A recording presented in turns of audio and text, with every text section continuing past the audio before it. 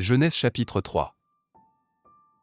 Or, le serpent était le plus rusé de tous les animaux des champs que l'Éternel Dieu avait fait.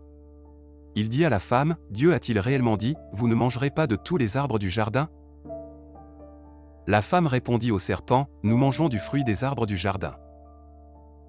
Mais quant au fruit de l'arbre qui est au milieu du jardin, Dieu a dit, vous n'en mangerez point et vous n'y toucherez point, de peur que vous ne mouriez.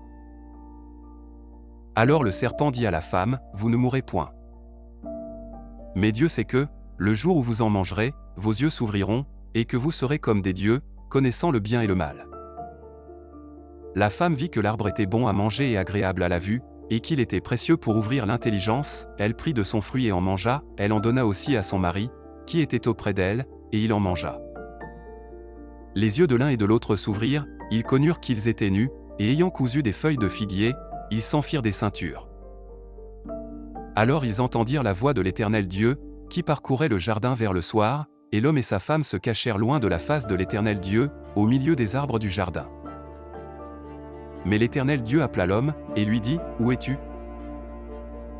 Il répondit, j'ai entendu ta voix dans le jardin, et j'ai eu peur, parce que je suis nu, et je me suis caché. Et l'Éternel Dieu dit, qui t'a appris que tu es nu?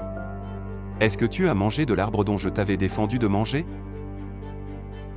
L'homme répondit, la femme que tu as mise auprès de moi m'a donné de l'arbre, et j'en ai mangé. Et l'Éternel Dieu dit à la femme, pourquoi as-tu fait cela?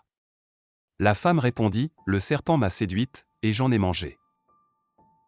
L'Éternel Dieu dit au serpent, parce que tu as fait cela, tu seras maudit entre tout le bétail et entre tous les animaux des champs, tu marcheras sur ton ventre, et tu mangeras de la poussière tous les jours de ta vie.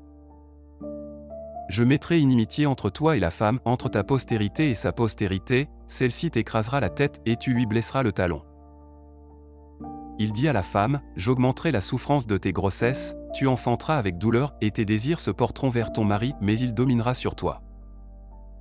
Il dit à l'homme, parce que tu as écouté la voix de ta femme et que tu as mangé de l'arbre au sujet duquel je t'avais donné cet ordre, tu n'en mangeras point, le sol sera maudit à cause de toi. C'est à force de peine que tu en tireras ta nourriture tous les jours de ta vie.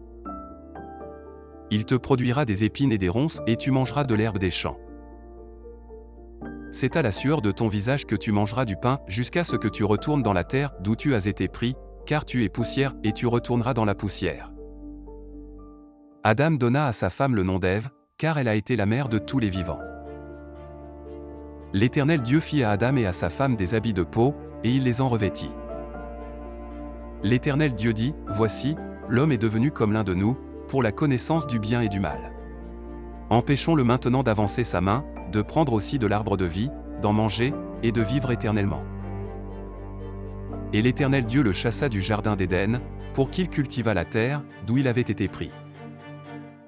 C'est ainsi qu'il chassa Adam, et il mit à l'orient du jardin d'Éden les chérubins qui agitent une épée flamboyante, pour garder le chemin de l'arbre de vie.